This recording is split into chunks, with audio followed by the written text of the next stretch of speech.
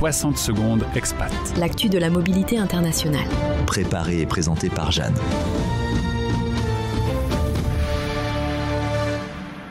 Sciences menacées, la France, une terre d'asile. Une vague d'inquiétude traverse le monde scientifique. Aux États-Unis, les universités et instituts de recherche sont frappés de plein fouet par la politique anti-science de Donald Trump. Financement coupé, programmes supprimés, collaboration internationale gelée, le New York Times a révélé une liste de près de 200 mots désormais interdits dans les documents officiels. Diversité, climat, genre, racisme ou santé mentale, même des projets comme la lutte contre le VIH ou le réchauffement climatique sont en danger. Face à cette dérive, la France réagit. Emmanuel Macron relance une idée née en 2017, faire de l'Hexagone un refuge pour les chercheurs menacés. La plateforme Choose Friends for Science a été lancée pour centraliser les offres d'accueil, et certaines universités passent déjà à l'action. Aix-Marseille, par exemple, a créé un programme doté de 15 millions d'euros pour accueillir des chercheurs américains. Résultat, près de 300 candidatures en quelques semaines. Bien sûr, la France n'est pas sans défaut, les salaires restent bien inférieurs à ceux aux États-Unis et la recherche est sous-financée. Mais ici, les chercheurs peuvent penser librement.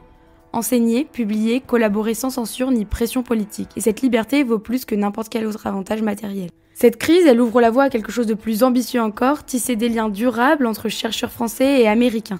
Imaginer de nouvelles collaborations, des laboratoires transatlantiques, des projets partagés. Non pas seulement accueillir, mais construire ensemble. En protégeant la liberté académique, la France peut non seulement offrir un refuge, mais devenir un moteur d'une science plus ouverte, plus internationale et plus résiliente. Retrouvez 60 secondes expat en podcast sur françaisdanslemonde.fr